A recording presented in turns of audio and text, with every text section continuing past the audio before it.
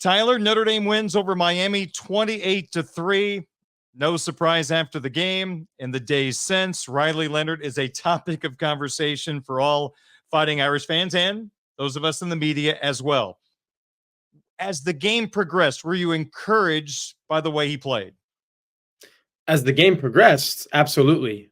Discouraged at the beginning for sure, and that was everybody. I mean, you saw it, Darren. Everyone saw it. The two rollouts to the right where all Mike Denbrock is trying to do in that situation is give Riley Leonard an easy throw. I believe Marcus Freeman in his Monday press conference called them layups, and they were missed layups. That was the discouraging part. The encouraging part was Riley Leonard throwing the football down the field in the last really 2.5 quarters of that football game. The 38-yard touchdown to Bo Collins could not have been placed any better. That was a perfect pass, if there is such a thing. And then some of those other passes that weren't completed, I think Marcus Freeman hit on those in his press conference too. And I'm glad he did because they were good throws there. And I think the pass to Chris Mitchell over the middle of the field, I think it ends up right around the goal line, pass interference. That's a touchdown if Mitchell isn't interfered with. I think that was a touchdown type of pass. You saw another attempt to Jaden Harrison, and you saw some completions as well, Darren, over the middle of the field and into some spots where Riley Leonard was not completing passes in the first 3 weeks of the season. Beyond the sticks, mainly, is the qualifier there. So, yes, I was encouraged, and I think, to Marcus Freeman's point, again, to keep pulling from what he said on Monday, that was probably the best that we've seen Riley Leonard look as a passer in a Notre Dame uniform. Now, the caveat there is was still only 154 yards, 158. I forget the exact number, but Notre Dame is averaging 173 for the season, and that ranks 108th in the FBS. So the question becomes, and I'm sure we're going to talk about this a little bit, is that good enough to beat a team like Louisville if Louisville is enough to stop the run, the Riley Leonard run, the Jeremiah Love run, Jadarian Price, all those different things? If that's stymied to the same degree that it was last year, Darren, then no. 150 yards is not going to be enough to beat Louisville because I think Sam Hartman had 280 or something last year, and that wasn't enough to beat Louisville. So, again, we're about to talk more about that, but that's kind of where I'm at. Encouraging, yes. Enough, maybe not for a team like Louisville. You're right. There is a portion of the fan base that continues to say, well, this is great against Miami, but they have to be able to throw the ball down the field against Louisville to win that game. Whichever side of the fence people are on, whether they want Riley Leonard to start or not, does this game against Louisville start to validate and also unvalidate the respective opinions? I think so, because, look, you lose the benefit of the doubt as soon as you lose to Northern Illinois. And to be quite frank, there was some benefit of the doubt lost against Miami, Ohio for a quarter and a half as well. You're losing 3-0.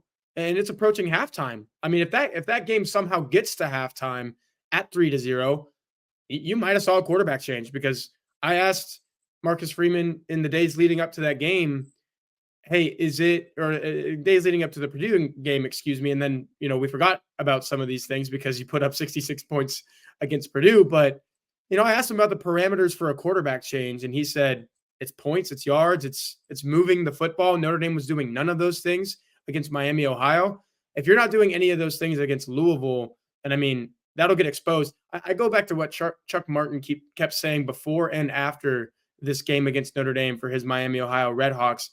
He said, when you go against the good opponent, the things that you don't do well get exposed to the nth degree. That could happen for Notre Dame. Everyone, and it's funny because the irony in that is Martin was talking about Notre Dame being the good opponent and his Miami Redhawks inefficiencies and things that they don't do well getting exposed. That can be the same for Notre Dame against a team like Louisville, who's undefeated, 3-0, beat this Notre Dame team last year, 15th in the country in the AP poll. If Notre Dame is just so inept in the passing game, feeble in the passing game, it will get exposed against Louisville, because then Louisville will key in on the run. It's the same thing that happened last year, Darren.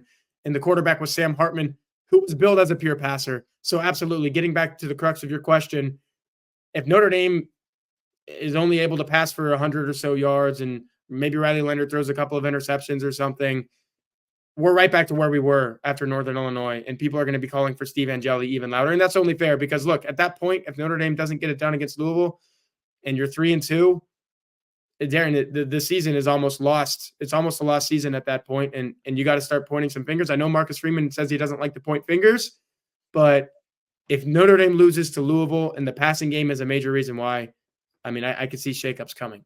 Tyler, you picked 10-2 for the Irish at the start of the year. We're now 4 games into the season.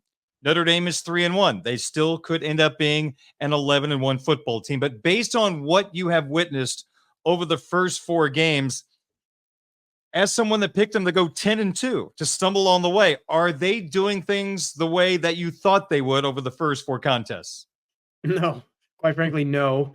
I thought they would be scoring more points. And look, the Purdue game at this point is the anomaly, right? I mean, yeah, Texas A&M, you only scored 23 points, and I get it. There's NFL guys on that defense, but Miami, Ohio, you only scored 28 points. Darren, it was a 27.5 point spread. I wrote this at blueandgold.com.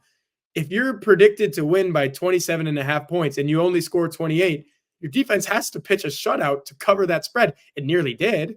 Now, that's the one thing that I think has been going the way that I predicted, was the defense is going to be really good, and it has been, but the offense has been worse, and the offense was the reason.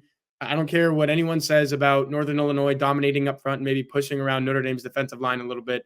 I go back to the fact that Al Golden's group still only gave up 16 points in that game. You should win. That should be an ugly 35-16 win for Notre Dame against the MAC team. And just like this past weekend was an ugly 28-3 win for Notre Dame against a MAC team. So that kind of answers your question, Darren, in that, no, I didn't expect it to be going like this, because I thought they would be blowing out the MAC teams.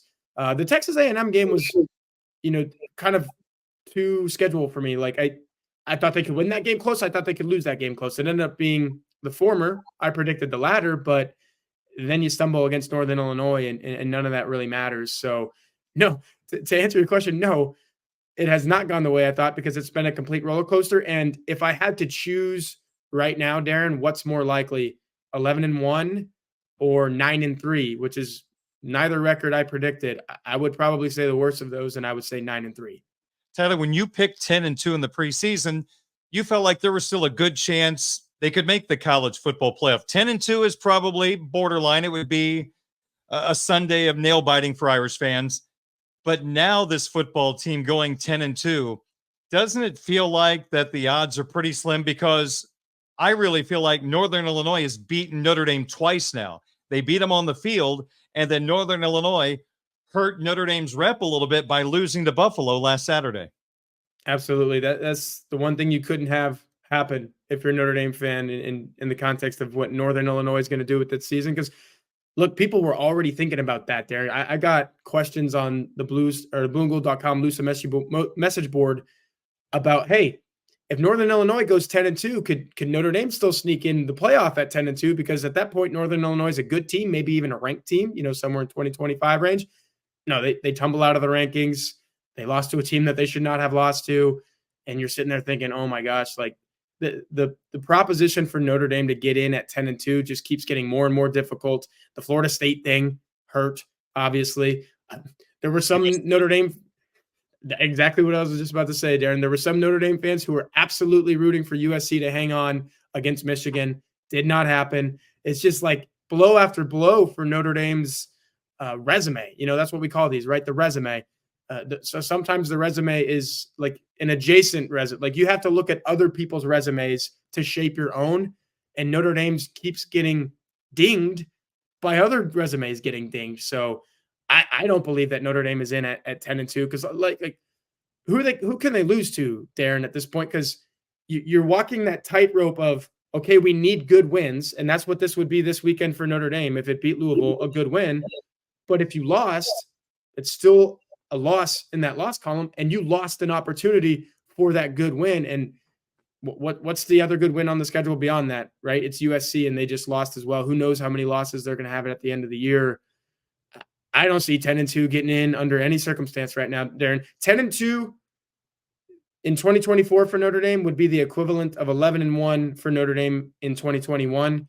And the Irish were just on the outside looking in that year after losing to Cincinnati. So you got to win out. And like I said, if I had to choose between winning out and losing not just one more game, but 2 more games, I'm choosing the latter, unfortunately.